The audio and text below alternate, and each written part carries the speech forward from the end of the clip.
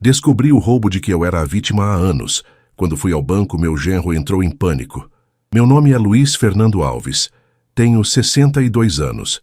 Moro em Belo Horizonte, num bairro chamado Santa Efigênia, numa casa simples de 3 quartos que herdei dos meus pais. Trabalhei 38 anos na CEMIG, como técnico eletricista. Subi em poste no sol quente, no frio da serra, na chuva de verão. Aposentei faz 7 anos com uma pensão justa, R$ 4.200. Quando minha esposa Marlene faleceu de câncer, herdei a pensão dela também, R$ 2.800. Total de R$ 7.000 por mês. Deveria viver bem, né? Mas não vivia. Vivia apertado. E durante 5 anos eu não entendi por quê. Era uma terça-feira de março quando tudo mudou. O céu estava carregado aquelas nuvens pesadas que anunciam chuva forte em Belo Horizonte. Eu tinha acabado de tomar café na cozinha, pão de queijo da padaria do seu Geraldo, queijo Minas na chapa, café coado, quando olhei para o teto da sala e vi a mancha de umidade. A goteira tinha voltado. Ah, não! Murmurei sozinho. O telhado estava vazando de novo. Já tinha dado problema no ano passado, mas eu só tampei com uma lona porque não tinha dinheiro para o conserto completo. Agora, com a chuva chegando, não dava mais para adiar. Liguei para o Toninho, pedreiro conhecido aqui do bairro. Seu Luiz precisa trocar umas telhas e refazer o madeiramento. Vai sair uns R$ 3.000 mais ou menos. R$ 3.000. Eu tinha certeza que tinha dinheiro. A aposentadoria tinha caído no dia 1º 5 dias atrás. R$ 7.000. Eu só tinha pago a conta de luz, 150, a água, 80, e comprado comida, uns 400. Devia ter quase 6.000 na conta ainda. Tá bom, Toninho. Vou no banco hoje sacar o dinheiro. Amanhã você já pode começar. Vesti a camisa xadrez, a calça jeans velha, mas limpa, o boné da CEMIG, que eu sempre uso, e saí de casa. A manhã estava abafada. Desci a rua devagar. Meu joelho direito dói um pouco quando vai chover. E peguei o ônibus na Avenida dos Andradas. Desci no centro, na Afonso Pena, e caminhei até a agência do Banco do Brasil, onde tenho conta há 30 anos. Entrei, peguei a senha do caixa eletrônico. Coloquei o cartão, digitei a senha. Saldo insuficiente. Franzi a testa. Tentei de novo. Saldo insuficiente. Deve estar com problema no sistema, pensei. Fui até a fila do caixa humano. Esperei uns 15 minutos até ser chamado. Bom dia. Queria sacar R$ 3.000. A moça, uma menina nova de uns 20 e poucos anos, digitou no computador e olhou para a tela. Depois olhou para mim com uma expressão estranha. Senhor, o senhor só tem R$ 450 na conta. Meu coração deu um salto. Como assim? Minha aposentadoria caiu dia 1º. Eram R$ 7.000. Ela olhou de novo para a tela. Senhor, realmente caiu o depósito de R$ 7.000 no dia 1º. Mas teve uma transferência de R$ 4.500 no dia 2. Transferência? Eu não fiz transferência nenhuma. A moça ficou sem jeito. Senhor, vou chamar o gerente. Poucos minutos depois, um homem de terno azul, cabelo penteado com gel, se aproximou. Senhor Luiz Fernando? Sou o gerente Marcelo. A atendente me informou sobre sua dúvida. Vamos ao meu gabinete? Fui. Sentei numa cadeira de couro na frente da mesa dele. Ele abriu o sistema no computador. Senhor Luiz Fernando, vou mostrar o extrato dos últimos 6 meses. Ele virou a tela para mim. E foi quando vi, mês após mês, sempre no dia 2 ou 3, uma transferência de R$ 4.500 para uma conta. Fernanda Alves Costa e Rodrigo Costa, minha filha, e meu genro. Senti o chão sumir debaixo dos meus pés. Senhor, o senhor autorizou essas transferências? O gerente perguntou a voz cautelosa. Eu não... Aqui no sistema consta que existe uma procuração em nome da senhora Fernanda Alves Costa para a movimentação da conta. Procuração? Minha voz saiu fraca. Sim, senhor. Foi registrada há 5 anos. Dá plenos poderes para ela movimentar a conta. 5 anos. R$ 4.500 por mês. 60 meses. R$ 270.000. Minha respiração ficou curta.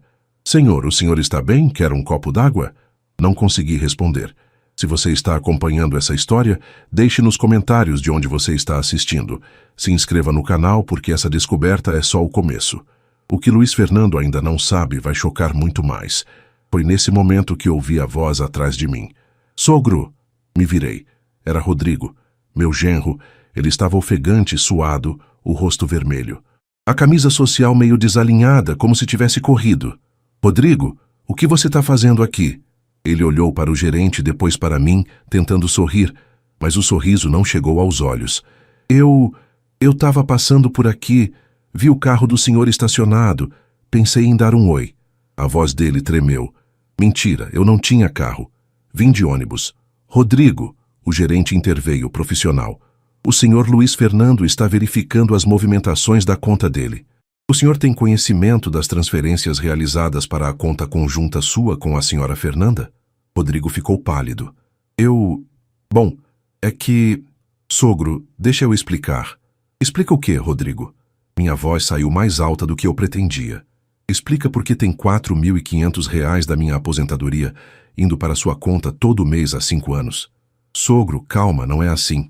A gente estava guardando esse dinheiro para o senhor. Guardando? Olhei para ele, incrédulo. Guardando onde? Eu vivo apertado, Rodrigo. Vivo contando moeda para comprar pão. Tive que deixar de fazer cirurgia no joelho porque não tinha dinheiro. E vocês estavam guardando para mim? Ele abriu a boca, mas não saiu som. O gerente se levantou. Senhores, eu vou imprimir o extrato completo dos últimos 5 anos para o senhor Luiz Fernando. E vou precisar que o senhor Rodrigo assine um termo reconhecendo ciência das movimentações. Não. Rodrigo levantou a mão. Eu não vou assinar nada. Isso é um mal-entendido. Mal-entendido? Levantei também, as pernas tremendo. R$ 270 mil, Rodrigo. R$ 270 mil que eram meus, que vocês tiraram da minha conta sem eu saber. A procuração tá legalizada, sogro. Fernanda tinha direito. Direito de roubar o próprio pai? A palavra caiu como um raio. Roubar. Rodrigo ficou vermelho. Eu não vou ficar aqui ouvindo isso. Ele virou para sair, mas parou na porta. Você vai se arrepender, velho. Vai se arrepender de chamar a gente de ladrão. E saiu batendo a porta. Fiquei ali parado, tremendo. O gerente voltou a sentar. Senhor Luiz Fernando, eu recomendo fortemente que o senhor procure um advogado e registre um boletim de ocorrência. Isso aqui tem cara de estelionato. Estelionato. Minha filha, meu genro. Ladrões. Saí do banco com o extrato impresso nas mãos. 20 páginas de transferências. Mês após mês. Ano após ano. A chuva começou a cair. Forte, grossa, molhando tudo. Mas eu nem senti, porque a dor que eu sentia por dentro era muito maior que qualquer chuva. Voltei para casa encharcado. A chuva tinha caído forte, daquelas que alagam a rua em Belo Horizonte em questão de minutos. Mas eu nem liguei. Caminhei devagar desde o ponto de ônibus, sentindo a água fria escorrer pelo rosto, misturada com algo que eu não queria admitir que eram lágrimas. Quando cheguei em casa, seu Otávio, meu vizinho, estava na varanda dele tomando café. Luiz, uai, você tá molhado desse jeito? Entra aqui, trem. Entrei na casa dele. Dona Marluce, esposa do Otávio, veio correndo com uma toalha. Luiz Fernando, o que aconteceu? Você tá pálido, menino. Sentei na cadeira da cozinha deles, a toalha na mão, mas sem forças para me secar. Otávio, eu descobri uma coisa hoje. Descobriu o quê? E então contei tudo. A ida ao banco, o extrato, as transferências, os R$ 270 mil. Rodrigo aparecendo em pânico. Quando terminei, seu Otávio estava com o rosto vermelho de raiva. Aquele cachorro, aquele filho da... Luiz, isso é roubo, roubo descarado. Dona Marluce colocou a mão na boca. Meu Deus do céu! E a Fernanda? Ela tá envolvida? O dinheiro vai para a conta conjunta deles, Marluce, ela tem que saber. Mas como uma filha faz isso com o próprio pai? Ela balançou a cabeça, incrédula. A Marlene deve estar revirando no caixão, coitada. O nome da minha esposa me atingiu em cheio. Marlene. Minha Marlene. Se ela estivesse viva, nada disso teria acontecido. Luiz, você vai fazer o quê? Otávio perguntou. Não sei. Como não sabe? Você vai na polícia, agora. Otávio, ela é minha filha. E daí? Ela te roubou, Luiz? Roubou R$ 270 mil. Você sabe o que dá para fazer com isso? Você sabe quantos anos você trabalhou para juntar isso? Eu sabia. Eu sabia muito bem. Eu preciso conversar com ela primeiro. Conversar. Otávio bateu a mão na mesa. Luiz, você é bonzinho demais. Esses dois vão te enrolar de novo. Eu preciso ouvir da boca dela, preciso entender. Marluce segurou minha mão. Luiz, eu entendo, mas tome cuidado. Gente que rouba não tem escrúpulo. Saí da casa deles e fui para a minha. Tomei banho quente, coloquei roupa seca, mas o frio que eu sentia não era do corpo, era da alma. Peguei o celular e liguei para Fernanda. Chamou. Caixa postal. Liguei de novo. Caixa postal. Na terceira vez ela atendeu. Pai, a voz dela estava fria. Fernanda, a gente precisa conversar. O Rodrigo já me contou o que aconteceu no banco. Então você sabe que eu descobri. Silêncio. Fernanda, 270 mil reais. 5 anos. Como você pôde? Pai, não é assim que você está pensando. Então como é, Fernanda? Me explica. Pai, você está gritando comigo. Eu estou gritando porque você me roubou. Eu não roubei nada. Aquela procuração você assinou, você me deu permissão. Permissão para roubar? Para tirar 4.500 reais todo mês sem eu saber? Pai, a gente estava guardando esse dinheiro. Não mente para mim, Fernanda, não mente. Eu vi o extrato todo mês, 5 anos. Se vocês estavam guardando, cadê o dinheiro? Ela ficou em silêncio. Cadê, Fernanda? Pai, a gente usou. Usou onde? No apartamento, no carro, nas coisas da gente. Senti o peito apertar. Nas coisas de vocês. Enquanto eu vivia com goteira no teto, contando moeda para comprar pão, vocês estavam usando meu dinheiro para comprar apartamento? Pai, você não entende. Não entendo? Fernanda, você é minha filha, minha única filha. Eu te criei sozinho depois que sua mãe morreu. Te dei tudo que eu pude. E você me rouba? Não foi roubo. A voz dela ficou mais alta. O Rodrigo disse que era investimento, que a gente ia devolver com juros, que era melhor o dinheiro render do que ficar parado na sua conta. Render? Fernanda, eu não tenho nem dinheiro para consertar o telhado da minha casa. Pai, se você precisasse, era só pedir. Pedir o que é meu. A linha ficou em silêncio. Respirei fundo. Fernanda, eu vou te fazer uma pergunta, e eu quero a verdade. Você sabia? Desde o começo? Ela demorou para responder. Quando respondeu, a voz estava baixa. Sabia. A palavra me destruiu. Você sabia e deixou. Pai, o Rodrigo disse que era para o nosso bem. Para o bem de vocês, Fernanda, não para o meu. Senti a voz quebrar. Eu sou seu pai. Eu te carreguei no colo quando sua mãe morreu. Eu sequei suas lágrimas. Eu paguei sua faculdade. Eu dei tudo que eu tinha e você me traiu. Pai, não é assim. É exatamente assim. E sabe o que dói mais? Não é o dinheiro. É saber que minha filha é capaz disso. Pai, para, você está sendo dramático. Dramático? Você me roubou 270 mil reais e eu estou sendo dramático? Pai, se você continuar com essa acusação, eu vou desligar. Então desliga. Mas antes me diz uma coisa. Como você consegue dormir à noite? Ela desligou. Fiquei segurando o telefone tremendo. Minha filha, meu sangue, me traiu. Sentei no sofá da sala e olhei para as paredes. As mesmas paredes onde Fernanda cresceu, onde ela deu os primeiros passos, onde Marlene a embalava para dormir, e agora aquela menina tinha me roubado. Não dormi naquela noite. Fiquei olhando para o teto, ouvindo a chuva bater no telhado que eu não tinha dinheiro para consertar, e me perguntando, onde foi que eu errei? Na manhã seguinte, às 7 horas, meu celular tocou. Era um número desconhecido. Atendi. Alô? Senhor Luiz Fernando? Era uma voz masculina, formal. Sim. Quem fala? Aqui é o advogado Dr. Henrique Moura. Fui contratado pelo senhor Rodrigo Costa e pela senhora Fernanda Alves Costa. Estou ligando para informá-lo que meus clientes irão entrar com uma ação de interdição contra o senhor. Meu sangue gelou. Interdição? Sim, senhor.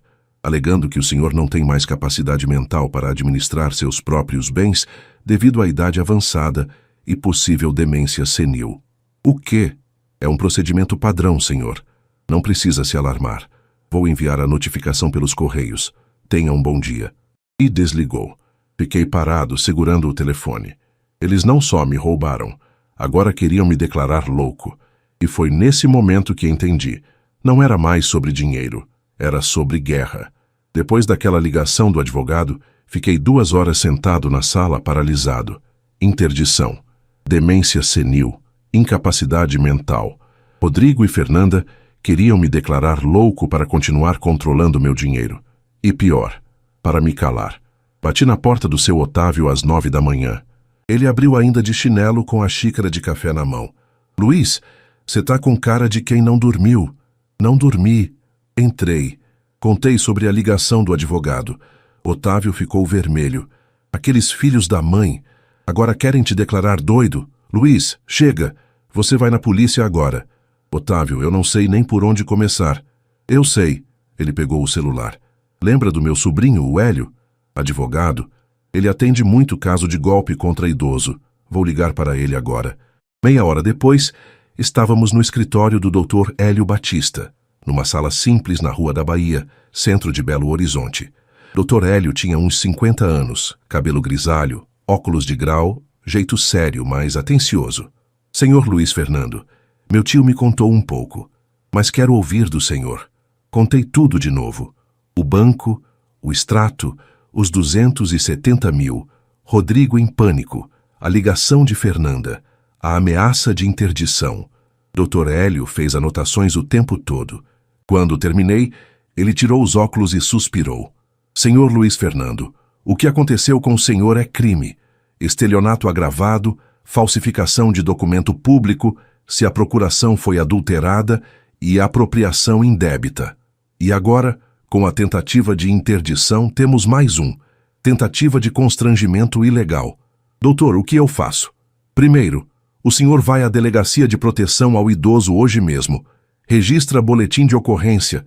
Leva todo o extrato, toda a documentação. E depois? Depois eu entro com 3 ações. Uma criminal, uma cível de ressarcimento e uma cautelar para bloquear os bens deles até a conclusão do processo. Bloquear os bens? Sim. Apartamento, carro, contas bancárias, tudo. Eles usaram dinheiro do senhor para comprar essas coisas. O senhor tem direito de reaver. Senti algo estranho no peito. Não era alívio. Era determinação. E a interdição? Eu vou pedir uma avaliação psiquiátrica independente. Vou provar que o senhor está plenamente capaz. E quando provar isso, vou processar o advogado deles por má fé. Seu Otávio bateu na mesa. É isso aí. Bota para quebrar, Hélio. Dr. Hélio olhou para mim. Senhor Luiz Fernando, eu preciso que o senhor entenda uma coisa. Esse processo vai ser difícil, vai ser doloroso. É sua filha. Ela vai te atacar, vai tentar te fazer desistir, vai usar os netos contra o senhor. O senhor tem certeza que quer isso? Olhei para ele.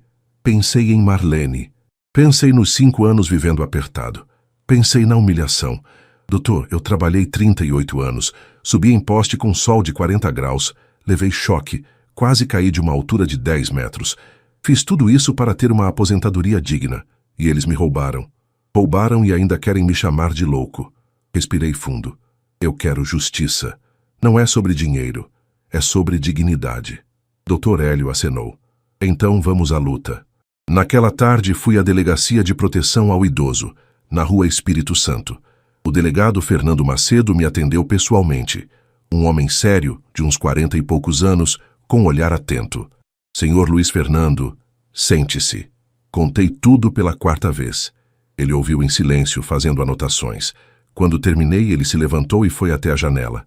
Senhor Luiz Fernando, o senhor sabe quantos casos como o seu eu atendo por mês? Não. Uns 20. Filhos que roubam pais. Netos que desviam a aposentadoria. Genros que falsificam documentos. Ele virou para mim. E sabe quantos pais têm coragem de denunciar? Quantos? Menos de 5. Fiquei em silêncio. O senhor está fazendo a coisa certa. Não é fácil, mas é a coisa certa. Registrei o boletim de ocorrência. Entreguei todos os documentos, extratos, cópia da procuração. Vamos abrir inquérito. Vou convocar seu genro e sua filha para depor. E vou pedir perícia na procuração. Saí da delegacia com o protocolo na mão. E pela primeira vez em dias, senti algo parecido com esperança. No dia seguinte, sexta-feira, Dr. Hélio me ligou. Senhor Luiz Fernando, consegui eliminar. Os bens do Rodrigo e da Fernanda estão bloqueados. Apartamento, carro, contas, tudo. 2 horas depois, meu celular tocou. Era Fernanda. Atendi. Pai, o que você fez? Ela estava gritando. Fernanda, você bloqueou nossos bens, nosso apartamento? Você tá louco? Fernanda, eu só estou recuperando o que é meu. Meu? Pai, você tá destruindo minha família. Eu tô destruindo? Fernanda, vocês me roubaram 270 mil reais. A gente ia devolver. Quando? Em 50 anos? Pai, você vai se arrepender disso. Os meninos vão sofrer. O Miguel e a Laura vão pagar por causa da sua vingança. A menção dos meus netos me atingiu. Fernanda, isso não é vingança. É justiça. Justiça, você quer me ver na cadeia, é isso? Eu quero que você assuma o que fez. Eu odeio você, ela gritou. Eu odeio você e nunca mais quero ver sua cara. E os meninos também não vão mais te ver, nunca mais. E desligou. Fiquei parado, segurando o telefone. Miguel, Laura, meus netos, a dor no peito voltou. Mas dessa vez não me curvei. Dessa vez eu sabia que estava fazendo a coisa certa. Mesmo que doesse, mesmo que custasse tudo. As semanas seguintes foram as piores da minha vida. Fernanda cumpriu a ameaça. Bloqueou meu número. Proibiu os netos de falarem comigo. Quando eu tentei ir até o apartamento deles, antes do bloqueio judicial, o porteiro não me deixou subir. Desculpa, seu Luiz. Ordem da moradora. Voltei para casa com o coração partido. Miguel tinha 7 anos. Laura, 4. Eles chamavam eu de Vovô Luiz. O Miguel gostava de jogar dama comigo. A Laura desenhava flores e me dava de presente. E agora, por causa da ganância dos pais, eles estavam sendo usados como arma. Seu Otávio e Dona Marluce tentavam me animar. Luiz, quando tudo isso passar, você vai ter seus netos de volta. E eles vão saber a verdade. E se eles crescerem odiando eu, Marluce? Não vão. Criança sabe quem ama de verdade. Mas a solidão era pesada. Eu acordava de madrugada e olhava para o lado vazio da cama, o lado onde Marlene dormia, e sentia falta. Falta dela, falta dos netos, falta de ter uma família. Foi numa terça-feira, 3 semanas depois do bloqueio, que recebi uma visita inesperada. Alguém bateu na porta às 10 da manhã. Abri. Era Rodrigo. Ele estava diferente. Magro, barba por fazer, olheiras fundas, a roupa amarrotada. Luiz, posso entrar? Fiquei na porta, bloqueando a entrada. Para quê? Para conversar, por favor. Deixei ele entrar. Mas não ofereci café, não ofereci cadeira. Fiquei de pé, de braços cruzados. Rodrigo olhou ao redor, para a sala simples, para os móveis velhos. Luiz, eu vim pedir uma trégua. Trégua? Olha, eu sei que a gente errou, mas as coisas tão difíceis. A gente não consegue pagar o condomínio. O carro foi apreendido. A Fernanda está entrando em depressão. Os meninos estão sofrendo. E você acha que eu não sofri? 5 anos, Rodrigo. 5 anos vivendo apertado enquanto vocês gastavam meu dinheiro. Eu sei. E eu sinto muito. Sente muito? Sinto. De verdade. Ele olhou para o chão. Luiz, eu fui ambicioso demais. Eu queria dar uma vida melhor para a Fernanda, para os meninos, e eu me perdi. Você se perdeu roubando. Eu sei. Ele engoliu seco. Mas, Luiz, a gente pode fazer um acordo? Fora da justiça, a gente devolve o dinheiro aos poucos, faz um parcelamento, mas você retira as acusações. Retiro as acusações? A gente resolve isso em família, sem polícia, sem processo. Olhei para ele e vi o que ele era. Um homem desesperado tentando escapar das consequências. Rodrigo, responde uma coisa. Se eu não tivesse descoberto, vocês iam continuar tirando dinheiro da minha conta? Ele ficou em silêncio. Responde. Eu não sei. Você sabe. Sim ou não? Ele olhou para o lado. Sim. Então não tem acordo, Rodrigo. Vocês tiveram 5 anos para fazer a coisa certa. 5 anos. E só pararam porque foram descobertos. Luiz, pelo amor de Deus, não usa o nome de Deus para justificar roubo. Luiz, eu tenho filhos. Os seus netos, eles vão sofrer se a gente for preso. Deveriam ter pensado nisso antes. Rodrigo ficou vermelho. Você é um velho teimoso e vingativo. Você vai destruir sua própria família por causa de dinheiro. Eu não estou destruindo nada. Vocês destruíram quando decidiram me roubar. Seu velho inútil. Ele avançou, mas parou a 1 metro de mim. Você vai pagar por isso. Vou fazer você pagar. Sai da minha casa. Com prazer. Ele foi até a porta, mas virou antes de sair. Você vai morrer sozinho, Luiz. Sozinho e abandonado. E vai ser culpa sua. E saiu batendo a porta. Fiquei parado, tremendo, sozinho. Será que ele tinha razão? Sentei no sofá e coloquei as mãos no rosto. Dona Marluce apareceu meia hora depois com uma marmita. Luiz, trouxe almoço. Fiz frango com quiabo. Obrigado, Marluce, mas não tô com fome. Você precisa comer. Ela sentou ao meu lado. O Rodrigo veio aqui, né? Eu vi ele saindo. Veio. O que ele queria? Fazer acordo, para eu retirar as acusações. E você? Disse não. Ela segurou minha mão. Luiz, você tá fazendo a coisa certa. Eu sei que dói, mas é a coisa certa. Marluce, e se eu morrer sozinho mesmo? E se meus netos crescerem me odiando? Luiz Fernando Alves, me escuta bem. Ela olhou nos meus olhos. A Marlene era minha amiga, e ela me fez prometer uma coisa antes de morrer. Sabe o que era? Balancei a cabeça. Ela me fez prometer que eu ia cuidar de você, que eu não ia deixar ninguém te enganar. Os olhos dela encheram de lágrimas. Eu falhei, Luiz. Eu deixei esses dois te roubarem por 5 anos. Mas agora não. Agora você vai até o fim, porque é isso que a Marlene ia querer. Senti os olhos marejarem. E outra coisa, Marluce continuou, você não vai morrer sozinho, porque você tem eu, tem o Otávio, tem os vizinhos daqui, tem gente que te ama de verdade. Família não é só sangue, Luiz, é quem fica. Abracei ela e chorei. Chorei pela Marlene. Chorei pela Fernanda. Chorei pelos netos.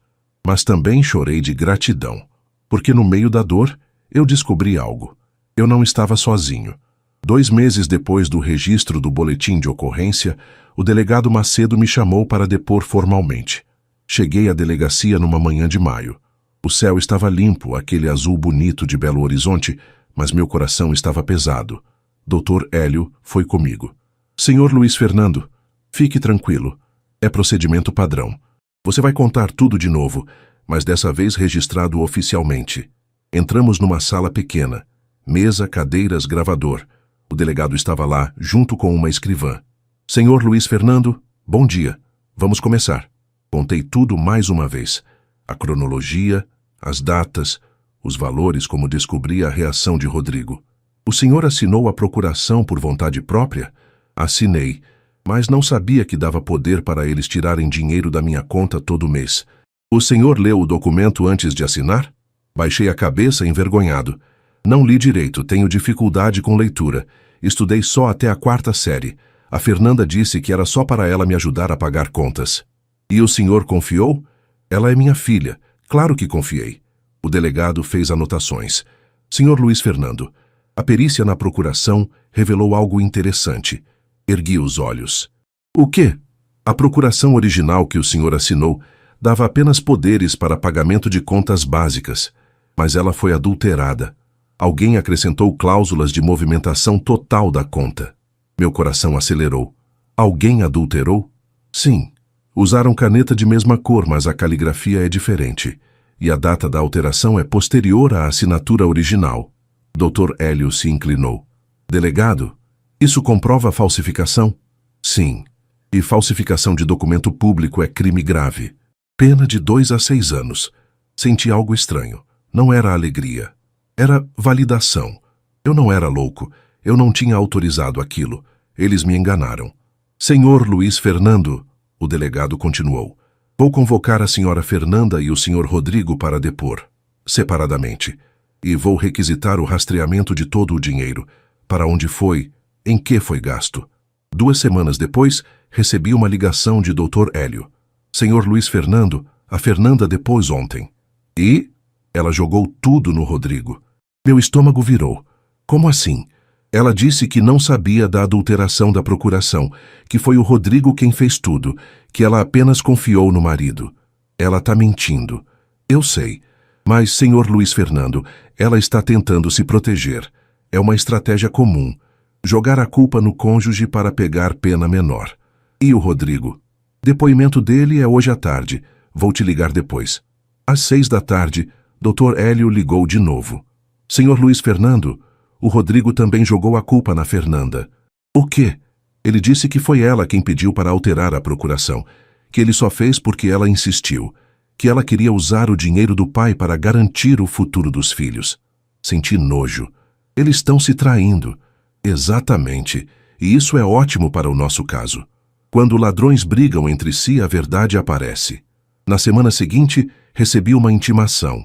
Fernanda estava pedindo guarda total dos filhos, alegando que Rodrigo era influência negativa e pedindo pensão alimentícia. Eles estavam se separando. A notícia me abalou. Não porque eu gostasse do Rodrigo, mas porque os netos iam sofrer. Miguel e Laura, crianças inocentes no meio de uma guerra de adultos. Liguei para Dr. Hélio. Doutor, eu posso pedir visita aos meus netos? Pode. Avós têm direito de convivência garantido por lei. Vou entrar com o pedido. E se a Fernanda impedir? Ela não pode. A justiça vai determinar. Mas enquanto a justiça determinava, eu continuava sem ver Miguel e Laura. 3 meses se passaram. O inquérito avançava devagar. Perícias, depoimentos, documentos. E eu, no meio de tudo isso, tentando viver. Foi num sábado, na feira livre do bairro, que algo aconteceu. Eu estava comprando tomate quando uma mulher se aproximou. Seu Luiz? Virei. Era uma moça de uns 30 anos, desconhecida. Sim, eu sou professora do Miguel, na escola. Meu coração disparou. Como ele tá? Ela olhou ao redor, como se checando se alguém estava ouvindo. Posso falar com o senhor? Em particular? Fomos até um canto mais reservado da feira. Seu Luiz, eu não devia estar fazendo isso, mas o Miguel tem falado muito do senhor. Tem. Ele pergunta por que o vovô não vai mais buscá-lo. Por que o vovô sumiu? Senti os olhos arderem. E o que a mãe dele fala? Ela diz que o senhor está doente, que não pode ver ele. Doente? É, mas o Miguel não acredita. Ele fica triste. Desenha o senhor nas aulas de arte. Uma lágrima escorreu. Professora, a senhora pode dar um recado para ele? Posso tentar. Diz para ele que o vovô está bem, que o vovô ama ele e a Laura, e que em breve a gente vai se ver de novo. Ela acenou. Vou dizer. Obrigado. Voltei para casa com o coração apertado. Miguel estava sofrendo. Laura também, provavelmente. E tudo por causa da ganância dos pais. Mas eu não ia desistir. Ia lutar. Até o fim. Pela justiça. E pelos meus netos. Foi em agosto, 6 meses depois da descoberta, que a reviravolta aconteceu. Dr. Hélio me ligou numa quinta-feira, a voz animada. Senhor Luiz Fernando, temos novidades. Boas novidades. Fala, doutor. A perícia financeira terminou. Rastrearam todo o dinheiro. E 270 mil reais. Entrada do apartamento, 120 mil. Carro, 85 mil. Móveis planejados, 30 mil. Viagens, 15 mil. O restante em gastos diversos. Roupas, restaurantes, escola particular dos meninos. Cada número era uma facada. E agora? Agora, o Ministério Público ofereceu denúncia. Rodrigo e Fernanda vão ser processados criminalmente. Estelionato qualificado e falsificação de documento público. Qual a pena? De 4 a 8 anos, dependendo da sentença. 4 a 8 anos, minha filha, na cadeia. Senhor Luiz Fernando, o senhor está bem? Tô, doutor. É difícil. Eu sei. Mas o senhor está fazendo a coisa certa. E tem mais uma coisa. O quê? O juiz deferiu seu pedido de visita aos netos. Visitas quinzenais, supervisionadas num ponto de encontro familiar. Meu coração saltou. Sério? Sério. Sábado que vem, 2 da tarde. Desliguei e chorei. Ia ver Miguel e Laura. No sábado, cheguei ao ponto de encontro familiar. Um lugar mantido pela prefeitura, com brinquedos, mesas, supervisores, com o coração acelerado. Dr. Hélio foi comigo. Senhor Luiz Fernando, lembre-se, não fale mal da mãe deles. Não comente sobre o processo. Apenas aproveite o tempo com eles. Entrei na sala. E lá estavam. Miguel, agora com 8 anos, mais alto, cabelo cortado diferente. Laura, com 4, de vestidinho rosa, segurando um ursinho. Quando me viram, Miguel gritou. Vovô! Ele correu e me abraçou forte. Laura veio atrás, tímida no começo, mas depois também me abraçou. Abracei os dois, chorando. Vovô, por que você sumiu? Miguel perguntou, os olhos cheios de lágrimas. Eu não sumi, meu filho. Eu estava resolvendo umas coisas, mas vovô tá aqui agora. A mamãe disse que você estava doente. Vovô tá bem, Tá forte. Flexionei o braço, fingindo músculo. Miguel riu. Passamos 2 horas juntos. Jogamos dama. Miguel ganhou 2 vezes. Laura me mostrou desenhos que fez na escola. Conversei, ri, abracei. E pela primeira vez em meses, senti paz. Quando a visita terminou, Miguel segurou minha mão. Vovô, você vai sumir de novo? Não, meu amor. Vovô vai ver vocês sempre, prometo. Ele me abraçou forte. Saí de lá renovado. Mas a luta continuava. 1 semana depois, Fernanda me ligou. Pela primeira vez em meses. Pai. Fernanda. Silêncio. Pai, eu quero conversar. Pessoalmente. Sobre o quê? Sobre tudo. Por favor. Marquei num café da Savassi. Neutro. Público. Ela chegou pontualmente. Estava magra, com olheiras, cabelo preso de qualquer jeito. Sentou na minha frente. Pai, eu não sei por onde começar. Esperei. Eu errei, eu sei que errei. Errou? Errei muito. O Rodrigo, ele me convenceu. Disse que era investimento, que a gente ia devolver, que o senhor nem ia sentir falta. Fernanda, eu vivi 5 anos apertado. Eu sei. Ela começou a chorar. Pai, eu fui gananciosa. Eu quis ter o que eu nunca tive. Apartamento bonito, carro bom, roupa de marca. E eu me perdi. Você me traiu, Fernanda. Eu sei. Ela soluçou. E eu me odeio por isso. Eu me odeio todos os dias. Fiquei em silêncio. Pai, eu quero fazer um acordo. Eu vou devolver tudo. Vou vender o apartamento, o que sobrar do carro, tudo, e vou parcelar o resto. Mas, por favor, retira a acusação criminal. Fernanda. Pai, eu vou presa, 4 anos. Os meninos vão ficar sem mãe. O Miguel já está sofrendo na escola. As crianças zoam ele dizendo que a mãe dele é ladra. Aquilo me partiu. E você acha que eu não penso nisso? Que eu não sofro pelos meus netos? Então me ajuda, pai, me ajuda a não ir presa. Fernanda, eu não controlo mais isso. É o Ministério Público quem acusa agora. Mesmo se eu retirasse, o processo continua. Mas você pode pedir clemência ao juiz, pode dizer que me perdoa. Olhei para ela. Minha filha, chorando, desesperada. Parte de mim queria abraçá-la. Outra parte lembrava dos 5 anos de roubo. Fernanda, eu preciso pensar. Pai, eu preciso pensar, Fernanda, sozinho. Levantei e saí. Naquela noite conversei com o seu Otávio e Dona Marluce. Luiz, você pode pedir clemência. Pode escrever uma carta ao juiz pedindo pena alternativa para ela. Mas ela vai escapar sem punição? Não. Ela ainda vai ter que devolver o dinheiro. Vai ter antecedentes criminais. Vai carregar isso pelo resto da vida. Mas não vai presa. E seus netos não vão crescer sem mãe. Pensei muito. E tomei uma decisão. Escrevi a carta ao juiz numa madrugada de insônia. Sentado à mesa da cozinha, com a luz amarela da lâmpada antiga, escrevi à mão, com letra tremida, mas sincera. Excelentíssimo senhor juiz, meu nome é Luiz Fernando Alves, tenho 62 anos, sou aposentado e vítima do crime em questão. Venho por meio desta carta pedir a Vossa Excelência que considere pena alternativa para minha filha, Fernanda Alves Costa. Não escrevo esta carta porque o crime não foi grave. Foi. 270 mil reais roubados ao longo de 5 anos. Minha aposentadoria, meu suor, minha vida. Escrevo porque sou avô de 2 crianças que não têm culpa de nada. Miguel, 8 anos, e Laura, 4 anos. Eles já perderam muito.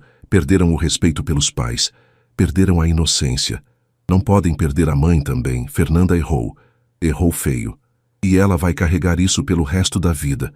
Mas ela ainda é minha filha. E por mais que doa, por mais que eu tenha sofrido, eu não quero que meus netos cresçam visitando a mãe na cadeia.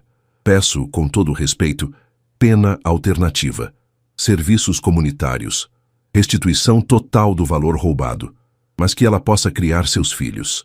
Quanto ao Rodrigo Costa, deixo a decisão nas mãos da justiça. Ele foi o mentor. Ele falsificou o documento. Ele manipulou minha filha. Confio na sabedoria de Vossa Excelência. Atenciosamente, Luiz Fernando Alves. Entreguei a carta ao Dr. Hélio. Ele leu em silêncio. Depois olhou para mim. Senhor Luiz Fernando, o senhor tem certeza? Tenho. O Rodrigo vai pegar pena pesada, mas ela pode sair sem prisão. Eu sei. Ele acenou. Vou protocolar. 3 meses depois, em novembro, saiu a sentença. Dr. Hélio me ligou. Senhor Luiz Fernando, a sentença saiu. Meu coração disparou. E? Rodrigo Costa, condenado a 5 anos de reclusão em regime fechado por estelionato qualificado e falsificação de documento público, sem direito a recorrer em liberdade. 5 anos. Cadeia. E a Fernanda? Fernanda Alves Costa, condenada a 3 anos de reclusão, mas pena convertida em prestação de serviços comunitários e restituição integral dos valores. Regime aberto. Tornozeleira eletrônica por 1 ano. Soltei o ar que estava segurando. Ela não vai presa? Não, por causa da sua carta. O juiz considerou os netos e a carta de clemência que o senhor escreveu. Sentei no sofá. Justiça, misturada com misericórdia. E o dinheiro? O apartamento vai ser vendido judicialmente. O valor arrecadado vai para o senhor. Estimativa, R$150 mil. O carro foi a leilão, rendeu 40 mil. Total de 190 mil que o senhor vai receber de volta. 190 mil dos 270. Não era tudo, mas era muito. E os outros 80 mil? Fernanda vai ter que parcelar. R$800 por mês, durante 8 anos. R$800. Ela ia sentir. Todo mês. Por 8 anos. E se ela não pagar? Prisão imediata. Obrigado, doutor. Desliguei. Fui até a casa do seu Otávio. Otávio. Saiu a sentença. Contei tudo. Ele balançou a cabeça. 5 anos para o Rodrigo. E a Fernanda solta. Você fez a coisa certa, Luiz. Fiz? Fez. Você conseguiu justiça sem destruir seus netos. Naquela noite, sozinho em casa, agradeci a Deus. Senhor, obrigado. Obrigado por fazer justiça e por me dar sabedoria para não deixar o ódio vencer. 2 semanas depois, Fernanda me ligou. Pai, eu soube da sentença. Eu também. Obrigado. Pelo quê? Pela carta. O advogado me mostrou. Se não fosse o senhor, eu estaria presa. Fernanda, eu não fiz por você. Fiz pelo Miguel e pela Laura. Eu sei, mas obrigado mesmo assim. Silêncio. Pai, eu vou pagar tudo. Os R$800 todo mês. E quando vender o apartamento, o senhor vai receber. Eu prometo. Fernanda, promessa sua não vale nada. Só suas ações. Ela ficou em silêncio. Mas eu quero acreditar que você mudou. Então vamos ver. Pai, e o senhor me perdoa? A pergunta ficou no ar. Pensei. Fernanda, perdoar não é esquecer. Não é fingir que nada aconteceu. Perdoar é escolher não carregar o peso do ódio. Então sim, eu te perdoo. Mas confiança. Confiança leva tempo. Ela começou a chorar. Obrigada, pai. Cuida dos meus netos. É tudo que eu peço. Vou cuidar. Desliguei. E pela primeira vez em meses, senti algo parecido com paz. Com o dinheiro do apartamento vendido, R$150 mil, comecei a reconstruir minha vida. Primeiro, consertei o telhado. Não só consertei, reformei tudo. Troquei telhas, madeiramento, calhas. Ficou novo. Depois, reformei a cozinha.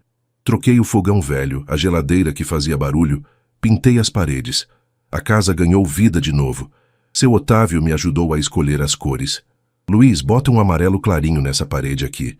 Vai dar alegria. Dona Marluce fez cortinas novas para a sala. E aos poucos, aquela casa que era só dor virou um lar de novo. Mas a reconstrução não foi só física. Foi emocional também. Comecei a frequentar um grupo de apoio para idosos vítimas de golpe financeiro, organizado pela própria delegacia. Lá conheci pessoas que passaram por coisas parecidas. Seu Valdir, que foi roubado pelo filho viciado em drogas. Dona Aparecida, que teve a casa tomada pela neta golpista. Seu Manuel, que perdeu toda a aposentadoria num golpe de pirâmide. E conversando com eles, entendi que eu não estava sozinho. Mais do que isso, minha história podia ajudar outros. Foi num sábado, numa reunião do grupo, que o coordenador me chamou para falar. Seu Luiz, o senhor quer compartilhar sua história com o grupo? Levantei. Olhei para aquelas 15 pessoas sentadas em círculo e contei tudo. A descoberta, a dor, o processo, a sentença. Quando terminei, uma senhora de cabelos brancos levantou a mão. Seu Luiz, o senhor se arrepende de ter denunciado? A pergunta me pegou. Pensei. Não me arrependo. porque justiça não é vingança, justiça é dignidade. E eu recuperei minha dignidade. Aplausos. Depois da reunião, 3 pessoas vieram falar comigo, todas querendo ajuda para denunciar filhos, netos, sobrinhos que roubavam delas. Virei uma espécie de conselheiro. Doutor. Hélio até brincou. Seu Luiz, o senhor virou ativista. Ativista, eu. Um velho aposentado de 62 anos. Mas era verdade. Comecei a dar palestras em igrejas, associações de bairro, grupos de terceira idade. Falava sobre cuidados com procurações, como proteger a aposentadoria, sinais de golpe familiar. E as pessoas ouviam. Porque eu não era teoria. Eu era testemunho vivo. Foi numa dessas palestras, numa igreja do bairro Sagrada Família, que conheci Dona Ivone. Uma senhora de uns 65 anos, viúva, que estava sendo pressionada pelo filho a vender a casa. Seu Luiz, meu filho diz que eu não consigo mais cuidar da casa sozinha, que eu devia vender e ir morar com ele. E você quer? Não. Eu amo minha casa, mas ele fica insistindo. Dona Ivone, a senhora tem idade, mas tem saúde. A casa é sua, e ninguém pode te obrigar a vender. Mas ele é meu filho, filho que ama, respeita. Filho que pressiona, quer se aproveitar. Ajudei ela a procurar um advogado, a entender seus direitos. 3 meses depois, ela me ligou chorando de alegria. Seu Luiz, consegui. Meu filho desistiu. Eu vou ficar na minha casa.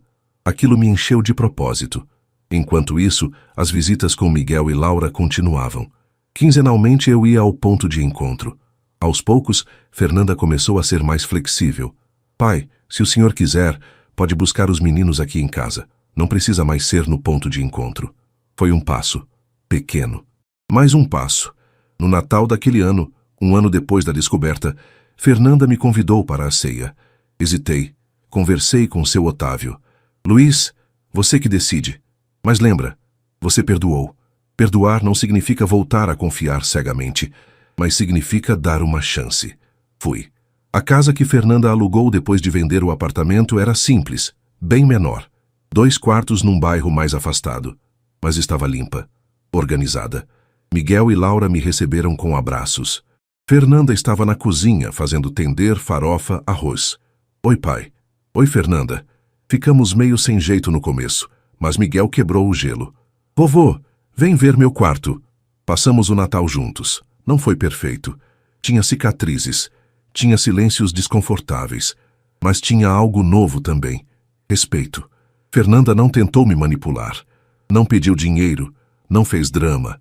Apenas cozinhou, serviu, agradeceu. E pela primeira vez em muito tempo, vi minha filha como adulta, responsável. Ou tentando ser. No final da noite, antes de eu ir embora, ela veio até mim.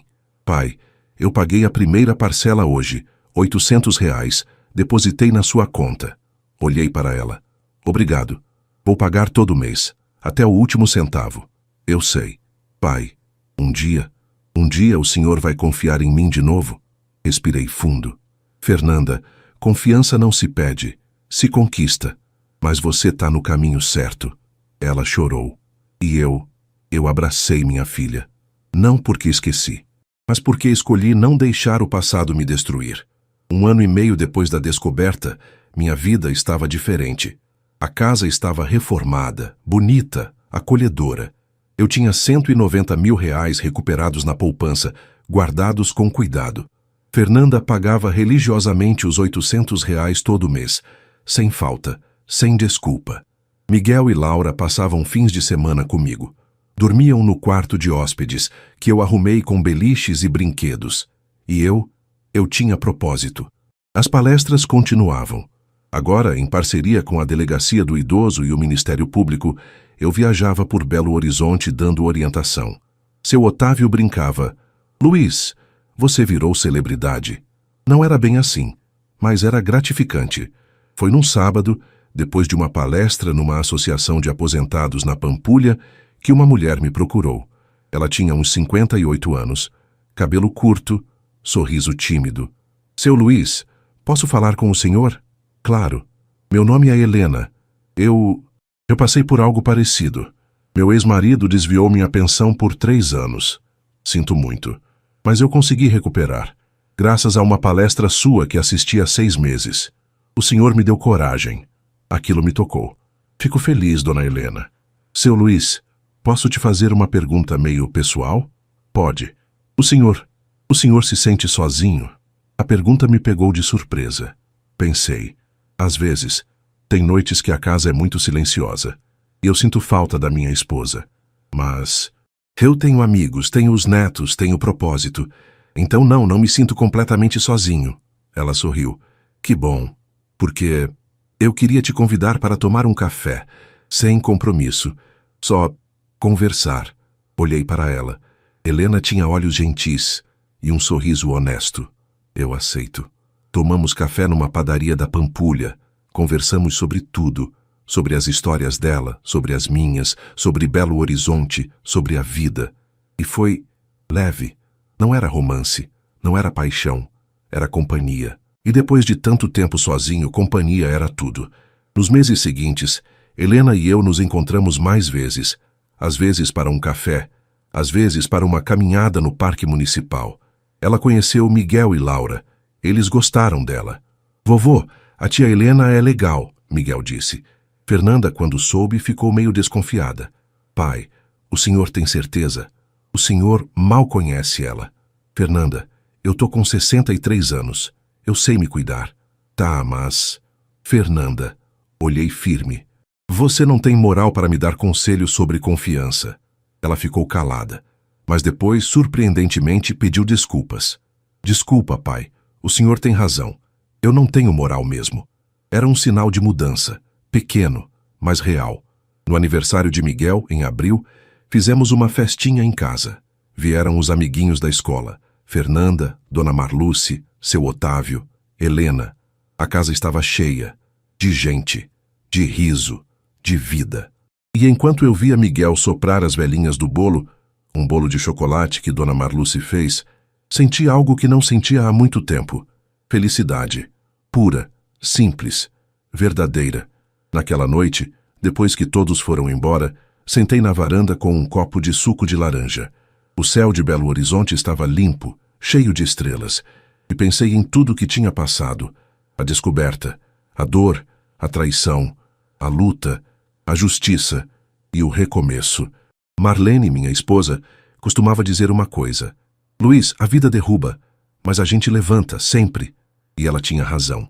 A vida me derrubou, forte, mas eu levantei. Não sozinho, com ajuda, mas levantei. E agora, olhando para as estrelas, eu sabia, valia a pena ter lutado. 2 anos depois da descoberta no banco, eu estava na cozinha preparando café, quando o telefone tocou. Era Dr. Hélio. Senhor Luiz Fernando, bom dia. Tenho uma notícia. Fala, doutor. Fernanda terminou de pagar a última parcela. Os R$ 800 caíram hoje. Ela quitou a dívida. Fiquei em silêncio por alguns segundos. 8 anos de parcelas. R$ 800 por mês. R$ 64 mil. Somados aos 190 mil do apartamento e do carro, eu tinha recuperado R$ 254 mil dos 270 roubados. Não era tudo, mas era quase. Obrigado por avisar, doutor. De nada. E parabéns, senhor Luiz Fernando. O senhor lutou e venceu, com dignidade. Desliguei e fiquei olhando pela janela. Lá fora, a rua do Santa Efigênia estava viva. Crianças brincando, vizinhos conversando, o cheiro de pão de queijo vindo da padaria. Minha vida tinha voltado ao normal. Mas não era o mesmo normal de antes. Era um normal melhor, porque agora eu sabia quem eu era e o que eu valia. No sábado, Fernanda veio me visitar com os meninos. Ela trouxe um bolo de fubá que tinha feito. Pai, fiz como a vovó Marlene ensinava. Provei, estava bom. Não igual ao da Marlene, mas bom. Tá gostoso, Fernanda. Ela sorriu. Um sorriso cansado, mas sincero. Pai, eu quitei a última parcela hoje. Eu sei. O Dr. Hélio me avisou. 2 anos pagando.